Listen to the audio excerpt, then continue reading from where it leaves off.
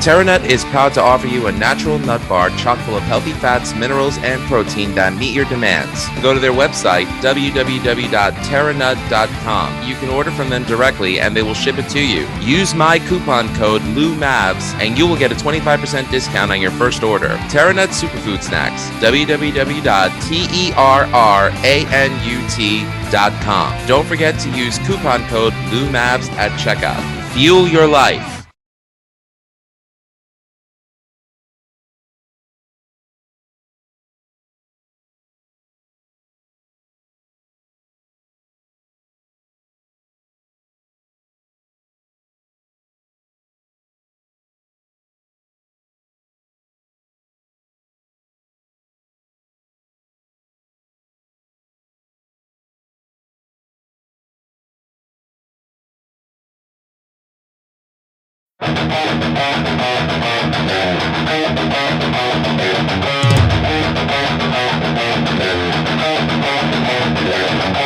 We are ready and waiting for you now. If it's a fight that you deceive, we've acquired our strength through pain. No more are we pathetic game. You are the reason why we claim that we've all become this way. And I regret this prison that I've created for myself. Drinking me outrage, you roll my love right into hate. You're a liar and a cheat, you're dead to me. Sick and tired of your deceit, you're dead to me. And now I turn my back and walk away. Now that I don't give a shit, you're dead to me. You're dead to me. I'll pick you up. Music is Live Podcast. This is your host, Lou Mavs. Check out everything you need to know about the show over at musicisLivepodcast.com. Ladies and gentlemen, if punk is dead, I missed the memo, because I got my favorite modern punk band on the show today with an eclectic mix of New York hardcore, oi, and riffs that would make Lemmy from Motorhead rise from the dead. Enjoy. You got one of the best bands of musicians assembled under one name, and that name is the Ice Cold Killers. And I'm proud to have drummer Joe Garces, aka Joe the Mouth, and bassist vocalist Joe Rubino. Gentlemen, welcome to Music is Live Podcast. Thanks for being on. Thanks for having us. Joe, you're calling in from North Carolina, right? That's where you live now? Yeah, actually, yep. I'm in Charlotte. I'm actually at my music studio in Charlotte. I got bands serenading me all around tonight, so That's cool. And as everyone knows, Charlotte is Four Horsemen country. Woo! Love it. And Joe, you're still on Long Island, right? I am still on Long Island, yeah. Shirley. And don't call me Shirley.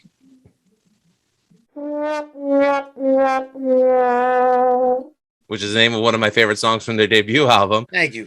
I actually live on the same block Joe lived on when he lived down here.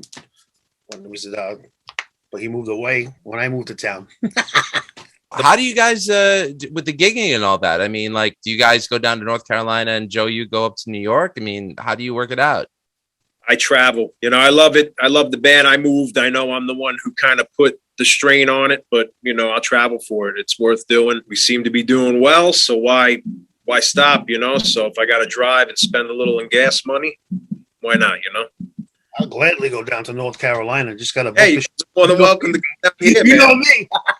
Whole studio I'm sitting in right here. We could jam out. We got some clubs around here. Got some dates that we wouldn't get to normally. Is Ziggy still open? Oh, that's in Winston-Salem, North Carolina, a club called Ziggy's. When Hopes Fall reunited, they did their reunion show there with Code 7 as the opening act. Oh, wow. Yeah. That's about, I think it's like 2 hours from here, I think. Oh, okay. See, I've only been to South Carolina, Myrtle Beach. I'm really happy that you guys both came on the show. Thank you so much. So, Ice Cold Killers. I first heard the name when I had our mutual friend and our fellow producer, George Fulon, aka General George, on the podcast back in February of this year. He told me he was working with a new band in his home studio and for me to check out their first album, and that this would be the album that you were recording with them, the next step forward for you. And he was definitely right. I started a record, always wanted to work with my friend Joe Rubino, who was in Tension, dearly departed. He was a bass player in Dearly Departed. I remember Dearly Departed. They were a really good band. They were really good. He's a really musical bass player, kind of playing hardcore and stuff like that.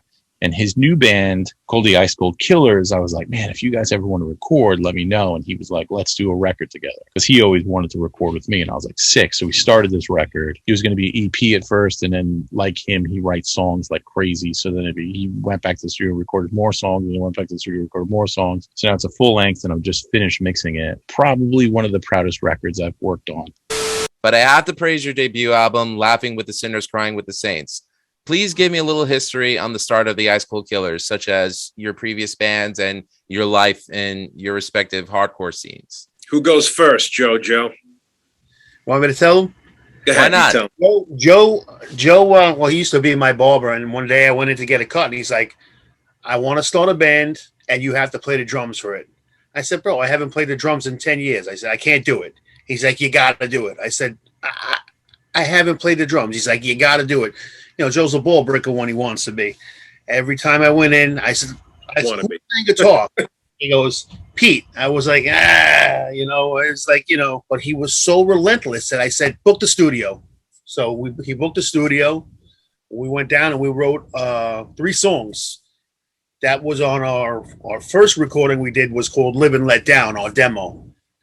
Actually, I want to do that song that we stopped playing that was on it. That's really cool. I got to get that to you, Lou. Looking forward to hearing it. So we were originally a 3-piece band. Then we wound up getting rid of Pete because he had too many issues. And that's when we got Matt LEGRADY to come in.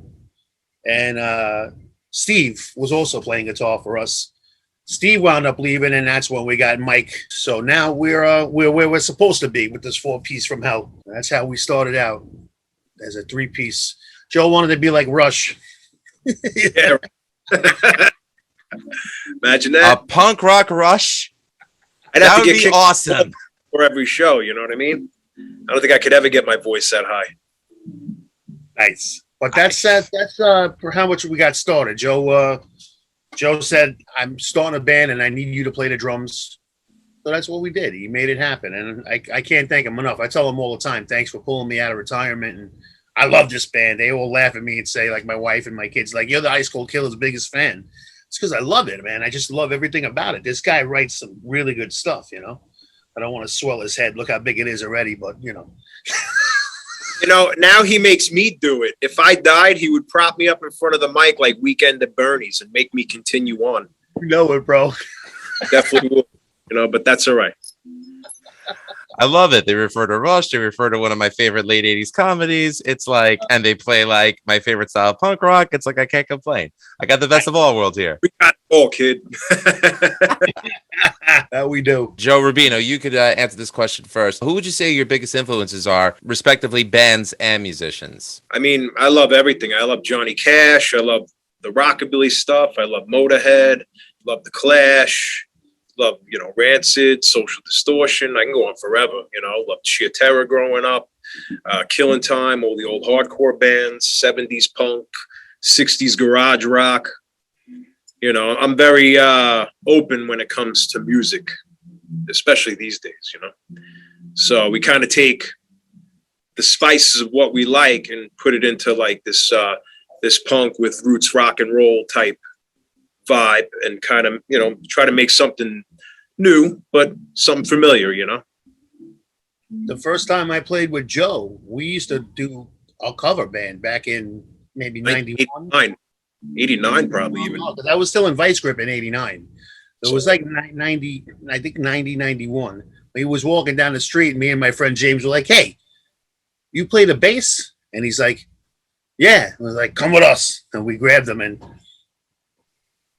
the rest is history. We used to do like, Sick of It All songs and Cro-Mags and what else did we do? Today they would call it abduction, but yeah, they definitely could. There would have been an Amber Alert. I got ambushed, We don't condone abduction on the Music is Life podcast, but in this case, though, good abduction. Good job, because it worked. Good job, man. Yeah. So I didn't get pro. I wanted to, but Joe, we tried to ransom him. This is kill him. Time out. I gotta blow up your spot now, Joe. Okay, the Mouth wanted this to be live tonight, and I was like, no, I don't do live. And hey, so no cursing, right? Yes, okay, you can curse. I'm not gonna bleep it. It's fine. I don't curse on purpose to say it, It's just unless he's on stage. No, but like I knew the mouth was gonna throw me off because like I'm cracking up over here. This would have been the most unprofessional interview that I've ever done. Not on your part, but on mine, because it's like I gotta be stone faced and chiseled. But I'm not like that. I know you. I'm gonna have a good time. We do what we gotta do, It's all We're all good. about having fun, living life, man. Absolutely. But who would you say were your drum influences? Yeah, you mentioned the bands, but like who in particular were your favorite drummers growing up? My cousin is Anthony COMUNALE from Killing Time and Token Entry back in the day, and so I used to watch Gilligan's Revenge rehearse every Sunday in my aunt's basement. So I used to watch Ernie, like, you know what I mean? And I used to say, don't touch Ernie's drums, but every time they weren't around, I'd be down there playing his drums, and my aunt wouldn't tell anybody. My aunt let me get away with it. So Ernie Prada is one of my influences, and Mackie, John Bonham, Keith Moon, those guys, like they that's who I like, the heavy hitters and stuff. That's my style. Bam Bam. Good stuff. I'm glad Mackie's still playing with John Joseph, and I can't wait to hear what they'll come out with next. Whether it's Cro-Mags or not, or whether it's Blood Clot, I don't care. I'm just a fan. I love watching him play live. He's just amazing, Mackie. Definitely. So in between releases, you released a single that would appear on the new album, Stories from the Grave, which is available now. And I recommend you either buy it from iTunes, buy it direct from them over at their Bandcamp, and support them. Because in my opinion, for me, it's one of my favorite albums of the year. Top 10, definitely. Very cool. Thank you.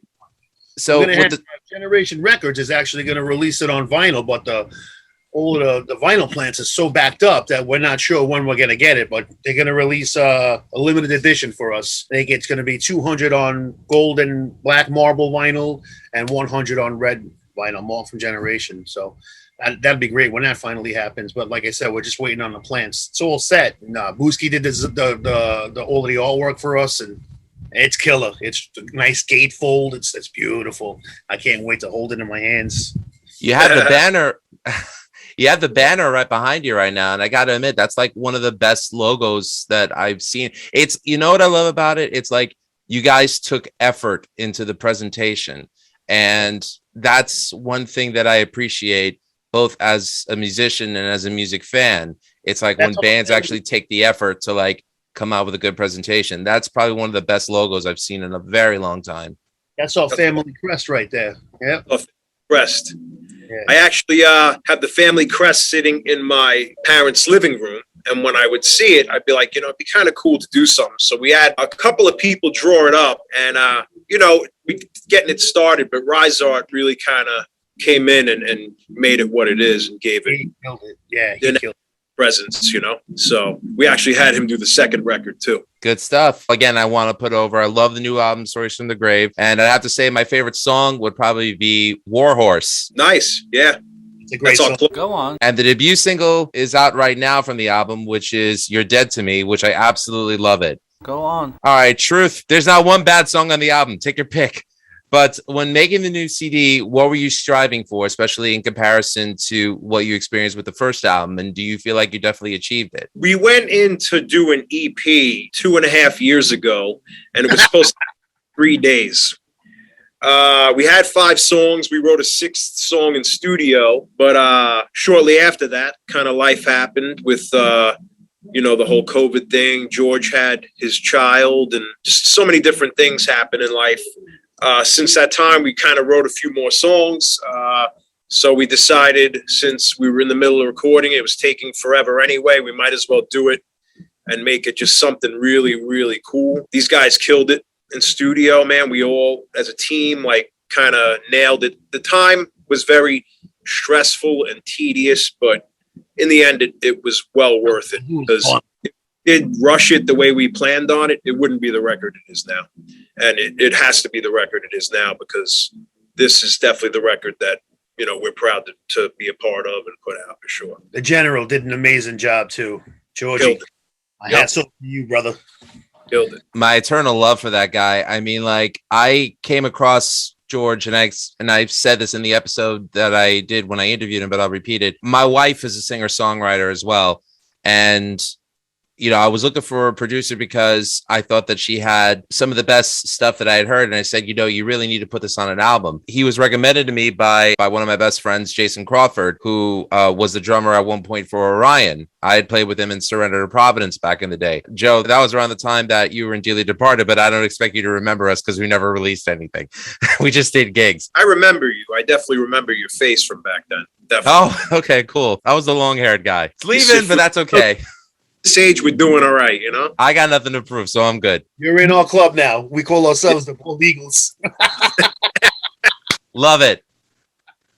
That's the only time I'd ever want to join a club that would have me as a member, is like mutual like-minded friends and musicians who know what the hell they're doing. So George was recommended to me by Jay Crawford, one of the friendships that I made in the last 20 years that I'm proudest to know. And the fact that he loves what he does and what he does so well, definitely captures the best performances. The thing that I love about your new album is the fact that it actually sounds live. The instruments sound like they're breathing, and it sounds like a band should, without any of the compression or modern trappings of production today. So he did a wonderful job. And yes, all the praise to you, General George. Good stuff. Man. Glad to have you back. Yeah. That room that we recorded in was amazing. Too bad they're shutting it down, or he's selling it or whatever. Suffolk Studios. They're not going to shut it down, I think, because Andrew from, what's the name of his new band? I thought he recorded it at his house, because I know George set up everything there, unless he went to record somewhere else with you guys.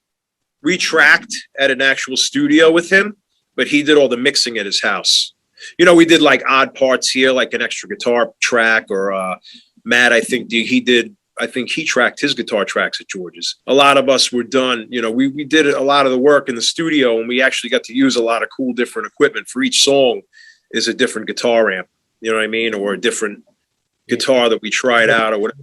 George really did a great job at getting the sounds that we needed to get for this record. That's what he's best at, is honing himself in with what his musicians do and just getting the best performances. And yeah, he definitely did it. Congrats on that. Thank you. Thank you very much, man. It means a lot. No problem. So Joe Rubino, as I mentioned, how did you guys come across getting George to produce your record? Like what was your history with him? Because I know that he was in Clockwise back in the day. I knew him from his days with 3 years older. So How does your history go back with him? We all, me and Joe both grew up with George. We've known George for a long time, but he always would ask me through the years, let me mix a song, or let me track and do stuff. But we'd already be in the middle of whatever band or project, already in the middle of what we're doing. And it's like, we didn't want to be like, hey, let us get some of your tracks so our friend can mix them. So, long story short, when we went to go do this record, we were kind of going through the Rolodex on who we haven't worked with or who might, get what we're looking for. And I had remembered that George wanted to do stuff and I'm like, we should actually start fresh and do something with him. He was really happy about the idea. We linked up and aggravated the shit out of him these past 2.5 years over this. But, I love him. He did a great job. He definitely is a trooper, Yeah, that he wanted to record us when he heard that we were working on a new album. He really wanted to be the one to record it because he had it in his head that he could nail it for us, Yeah, I go back. We go back a long time with Joe. I met him. I started hanging out with him at the Sundance back in like 1988. Sundance was a club that used to be in Bayshore, and everybody played there. That place was amazing. Oh yeah. Yeah. He was telling me about it, his experience going there. I think it was on setlist.fm, and I saw like all the shows that came up there, and I was like, damn, I was like in single digit ages when that place was around. And just to have been a fly on the wall to have seen what was going on there, I think I would have been so happy. Like he told me like one of the craziest shows he saw there was Faith No More, Soundgarden, and Voivod. Voivod, yeah, that was a great show. You were there. Rich Cornell was smashing the ceiling with his mic stand, and it started crumbling down, and the bouncers ran up and yelled at him. And it was. Oh yeah, I was there. I was there. Every good show at Sundance, we were there. But the craziest show there, hands down, had to be Slayer. It was insane. You were packed in like sardines. They were letting people, if you went in, see that the asshole Frank Cariola Do you want to get into detail about that? Me? Oh, I'll get into detail. Okay, you have the floor, sir. Round one. Fight. I won't My brother interrupt. got paralyzed at his second club, the Roxy in Huntington. And that piece of shit, he had everything in everybody else's name. But my brother got nothing. Now, the money would have made it better, but it would have helped. Like all the equipment, my brother bought a weight bench that he could work out in, a bike that he pedals himself to get himself into shape, all with his own money. Because Frank Cariola, that scumbag, got away with murder. My brother was awarded a nice chunk of change, but because he was a piece of shit, we got nothing. He got nothing. But whatever. I wish that guy a slow, painful death. Frank Cariola, you're a piece of shit. Joe, you know how I feel, bro. The night we played, it was tension. Our old band, me, my brother, my friend Cosmo, and James, we had a punk rock band called 50-50. We called it 50-50 because we were all half Latino and half Italian. So we named the band 50-50. The name of our demo was A Master of the Minorities. It was great. Good stuff. We played that night with Tension, Internal Bleeding, Deicide, who I fucking loathe. While we were playing, the guys from Deicide were pissed because my singer Cosmo was like making fun of the devil and stuff, just being Cosmo. They're yelling, shut these guys off, shut these guys off. And the sound guy was like, no way, these guys are great. I'm not shutting them. We were doing Creedence Fortunate Son. I looked over and one of the guys had a knife and he's licking it on the side of the stage. So I started flicking my tongue back at him. And I was outside smoking weed, and my brother's girlfriend ran out and said, somebody hit your brother, and he's down on the floor. He's not moving. I thought somebody punched my brother. It was on. I ran in there, and then I saw my brother, and I just went numb because I don't know how, but I knew. I started pinching him. I'm like, you feel that? He's like, yeah. I'm like, you feel that? Yeah. I was afraid to go down. And I started crying. And I went down to his leg, and I'm like, you feel that, bro? And he's like, no. Then we both started crying. What the fuck did they do to him? Somebody dove off a stage, and my brother was at the bar. They hit him in the back here, and that's how he got paralyzed. That's some bitch ass shit. 1995, yeah. So, and this all happened under Frank Cariola's watch by one of the guys from D-Side's crew? No, it happened to, we don't know who did it. It was some kid dancing. It was during Internal Bleeding. Some kid just did a stage dive, didn't have a technique, didn't really know, just dove. And I wasn't inside. I don't know. Nobody knows who did it. The guy just vanished. I'm so sorry to hear about this. Oh, listen, it's all good. My brother's he's an inspiration. The guy's, he never let it get to his head. He drives around us. He drives all, he drives his own van and stuff. He drives us around, goes to every show. He does. He's living the life. God bless him. I love him, Mike.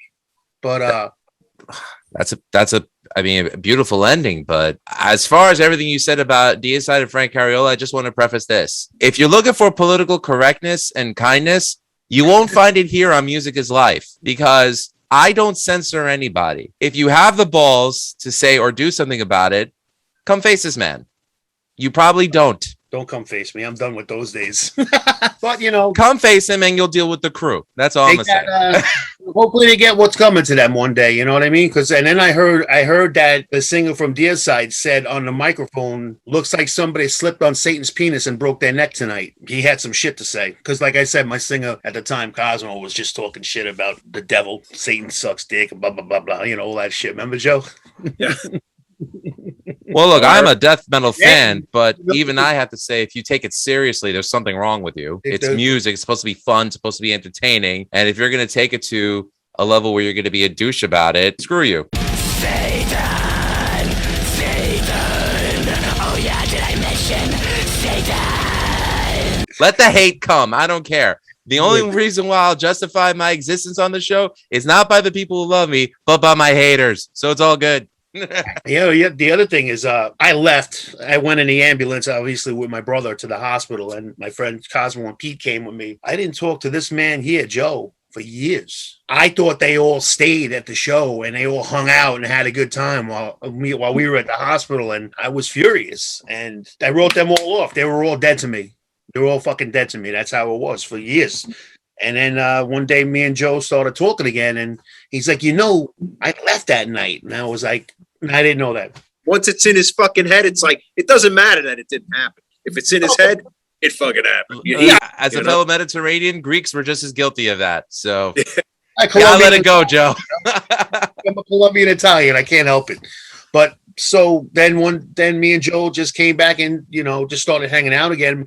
Remember, you were cutting my hair and you were giving me he was shaving me with the straight razor. I go, I can't believe I'm letting you put a knife to my neck. But then the rest is history. He pulled me out of retirement and I couldn't be happier, man. This band is. And now won't let me fucking retire. That's right.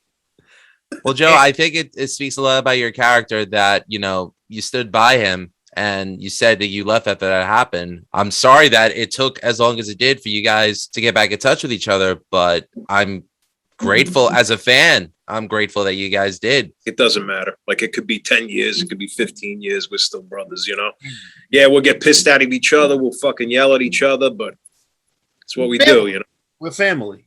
Yeah. Good shit. If you look real close right here, if I lifted up my shirt, there's a little scar. That's the rib that Joe came out of. That's the part they took out of the Bible that Danzig forgot to read. Okay, got it. Okay. Exactly. Abduction. I'm glad to hear that your brother's good, and I'm glad that High School Killers is here. And again, if I haven't said, if you're offended by it, go watch something else. And I'm not censoring my guests, whether people like it or not. If that demonetizes me, it's okay. I'm not making money from the show anyways. I don't give a fuck. Anyway, exactly. You know what? 93 subs on my channel at this point, and I'm proud of them, and I'm grateful for them. If it makes it to 1,000, great. I don't care. I'm here to have fun, and I'm here to promote good music.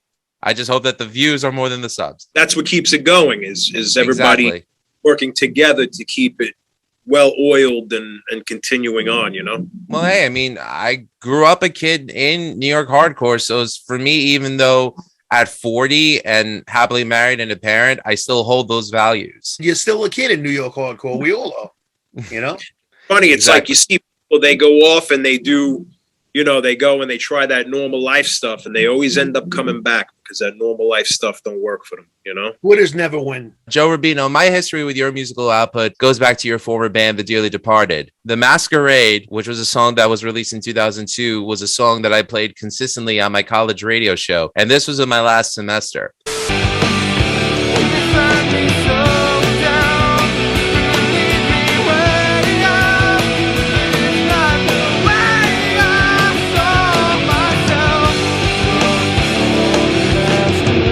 And that was one of my favorite songs from 2002. For you, having played in a melodic punk band like that and playing the New York City street style punk that you're playing now, both great in terms of song structure, are both very different in terms of style.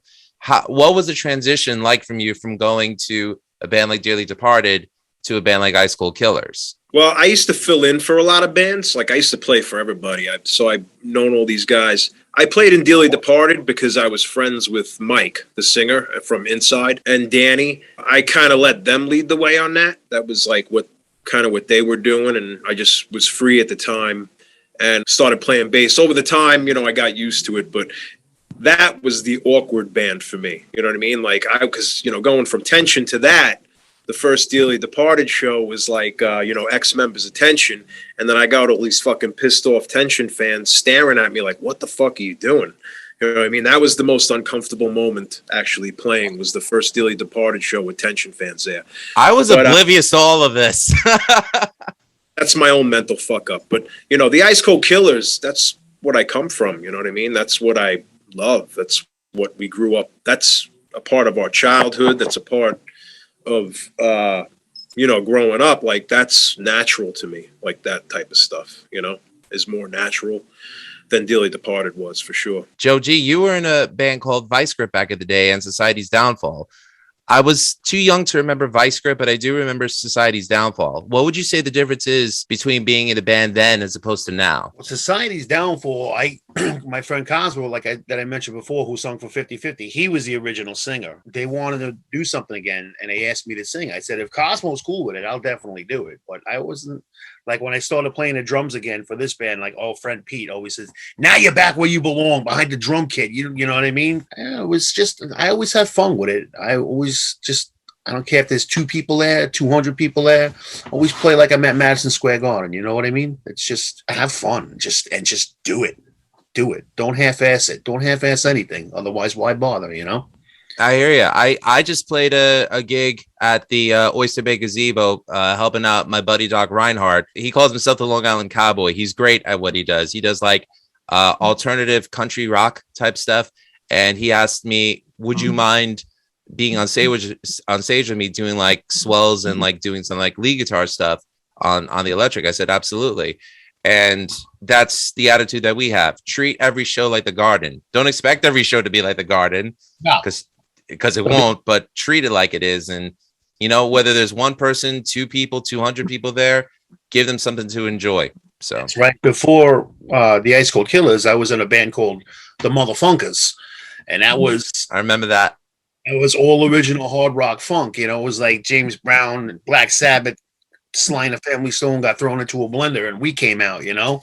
My bass player used to wear a giant afro. They wore platform boots.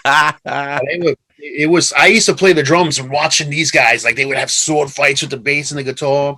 And we had a lot of props on stage. We had like TVs on each side of the stage and we would run footage for every song we had. Like, you know, we had a song about weed that was called, and it was all like Cheech and Chong and just all sorts of stuff like that. Bad Motherfunker was one of our songs. And we put all like, you know, like, just badass motherfuckers, you know, Bruce Lee and shit like that. It was fun. Like people used to say, wow, you guys, I feel like I was just at a concert at, you know, at Madison Square Garden. Cause like we went all out, man. We went all out. We had a little label looking at us, but our guitarist was a pincushion. So he ruined that and that fucking month. Yeah. But that band was fun. Joe, Bomber is back. Angelo started Bomber back up. I know.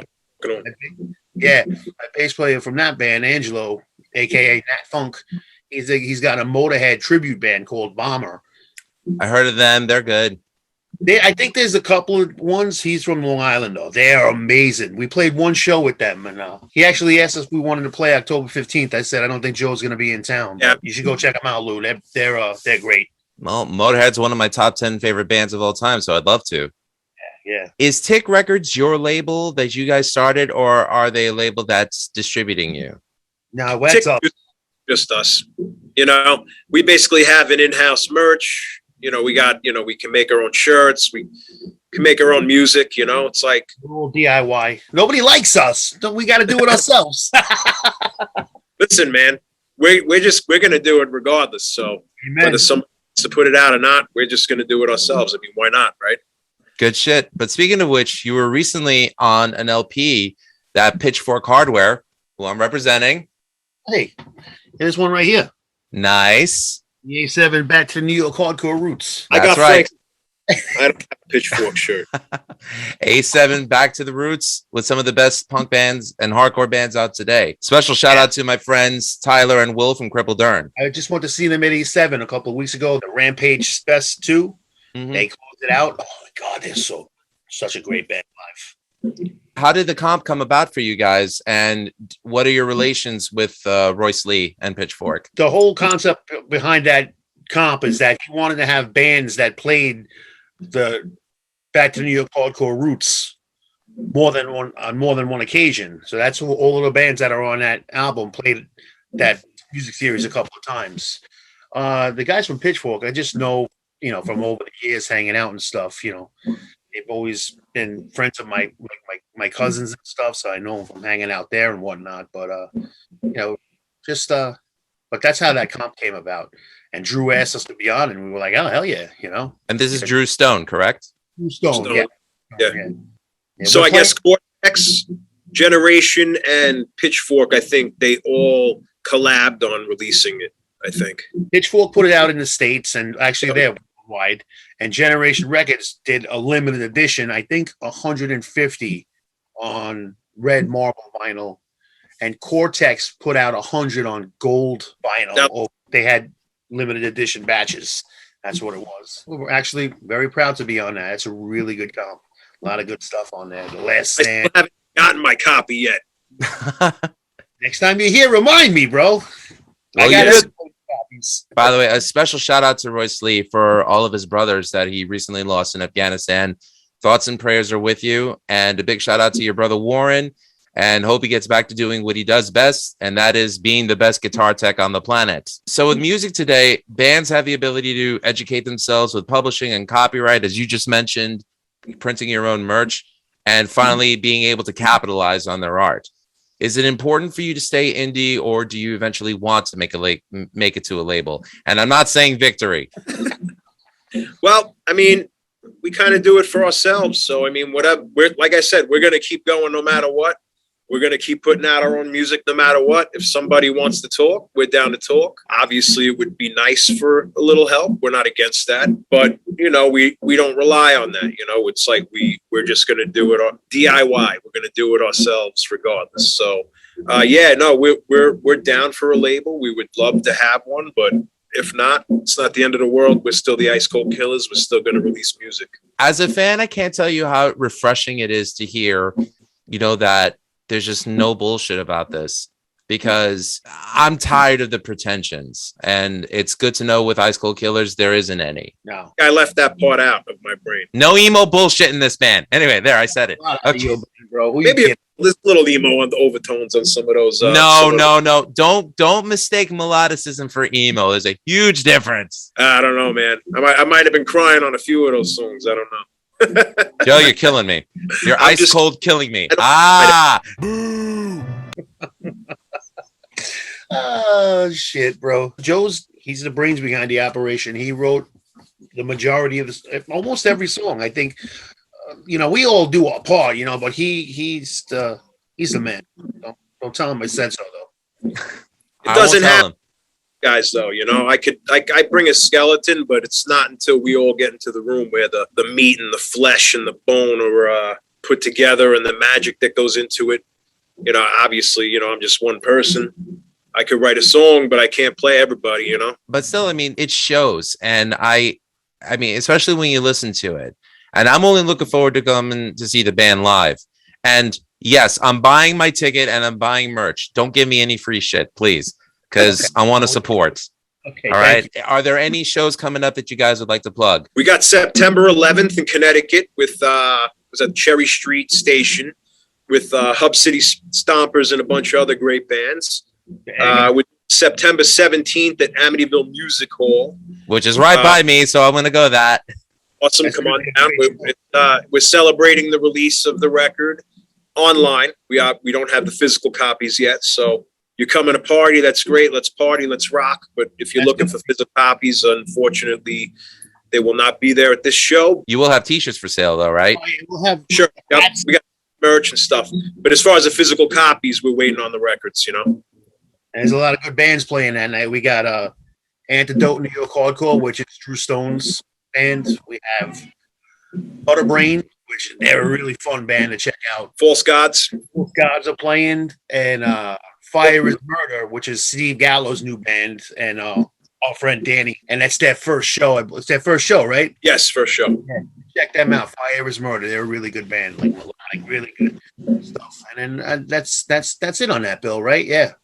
You got Sid the Kid spinning the tunes. Oh, Sid the Kid. I forgot Sid the Kid. He gets mad if you don't mention him, bro. Sid. Hey, listen. Sid the Kid, we're dropping you love. He's helped me out a few times on these shows, man. He fills the room, man. Great DJ too, but yeah. Yeah. And then we're also playing the 18th at the Indian Larry Grease Monkey Block Party in Brooklyn, New York. Good stuff. September 17th, Amityville Music Hall. Check it out. I will be there. And Awesome. if people want to know more about the Ice Cold Killers, where can they go? We have a website, www.theicecoldkillers.com. Still under construction, but you can find us on Instagram and Facebook and all that stuff, but we don't really care about it. We use it. Like Instagram, we use We're on top of it. Facebook thing, we don't really do that much. I know we But yeah, should. it's there, but the website is the main. So anything eventually Ice Cold Killers will be found there. Or the FBI, Facebook and Instagram. Anyone in particular you guys want to give a shout out to before we wrap it up? The band, Mike and Matt, Shout out to George. Shout out to Rizart. Shout out. What are you doing, bro? Short tonight. After the show, we're gonna just short. Shout out to everybody, I guess. Yeah, Joe, take it. Stone for letting us on that comp and, always taking care of us. Mike and Taillights. We call him Matt, our guitarist, Taillights, because when we first started jamming, we'd be at the studio and Matt would be like, I'm going to my car, I'll be back. And then after like the second week, I said to Joe, and I go, he's not coming back. He's like, yeah, he is. He went out to his car. I go, bro, he's not coming back.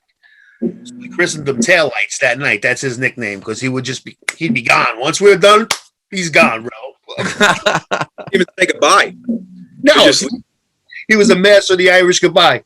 Yeah, all right. Wait a minute. The Irish goodbye is supposed to last 2 hours. No, that's the Italian goodbye.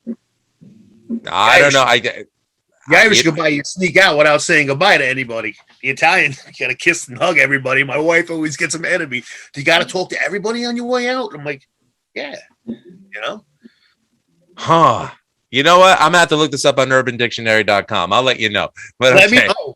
Smoke screens and disappear. That's how I. Well, I'll make sure before I leave the show, I'll say goodbye to you guys. The Ice Cold Killers, the new album, Stories from the Grave, available now, all streaming platforms. Check them out at their site. Check them out at Bandcamp, Facebook, Instagram. Support these guys. They're busting ass. They're working hard, and they're writing good music. And that's what this show is all about. Okay. I mean, like I said, I grew up in Queens. I grew up a fan of hardcore, metal, punk. I just love good music, but I know where my roots are. And for me, I love this band because it brings me back to where my roots are from. Joe and Joe, Ice Cold Killers, I can't thank you guys enough for being on the show tonight. You guys are awesome. And I love the new album. I wish you guys all the best. Thank you so much. Thank you for having us. Much appreciated. Yeah, like he said. No problem. I'm glad you like the album, man. I don't like it. I fucking love it. So there's a big difference. I do too. I would hope you did. You played on it and you wrote it, sir. So look at see, that banner is actually Joe's headboard. Our banner that's Joe's headboard in his room. That's why his wife hates him. But she stays with him, so that's a good thing. No, actually, today is my brother-in-law. Would have been his 49th birthday. Rest in peace, Chris. Shout out to you, brother. Thanks for having us, man. It was a pleasure talking to you finally, Same here. And you guys are welcome back anytime. And thanks for not ribbing me about watching Mickey Mouse Clubhouse with my daughter. I appreciate it. Yeah, listen, the first time we talked on the phone, he's like, I'm watching Mickey Mouse Clubhouse. What? I started singing the hot dog song too. Yes, you did. Yeah, we all have kids. We all have families, and the Ice Cold Kitties, man. Yeah, the Ice Cold Kitties. They used to come to the shows all the time. Now they're too cool. Bums. They used to be our roadies. They used to carry our stuff for us. It was great. Right. Now they're too cool. I'm like, my friend's like, really? They don't want to come anymore? I said, I don't get it either. My kids never wanted to come. I think they came like twice, and that was it. They're like, nope. Nobody really wants to be around you, bro. It's just I definitely don't. They don't even talk to me at home. All right, guys. If you want to check out more about the Music is Life podcast, check out musicisLifepodcast.com. Also, check out our parent network, ratstylereview.com. At Ratstyle Review, you can also check out some of our other podcasts, including Suck My Balls, a South Park podcast. Wow. Oh, okay, good. I got a reaction. Awesome. I usually save that for last, but I, wanted to do something different this time. So check out Suck My Balls, a South Park podcast. Check out Beyond Bushido, our pro wrestling podcast, Right Opinion with Harrison Bergeron, and check out the countless other shows that we have. Once again, that's ratstyrereview.com. And I'd like to thank the Ice Cold Killers. Joe left, but Joe DeMouth is still here. So, I'm here. All right, there you are. Just wanted to say, he didn't hear you say I'll be back. Thanks for having us, Lou. Appreciate it. No problem. And remember, musicisLifepodcast.com. All art is valid. Have a good night.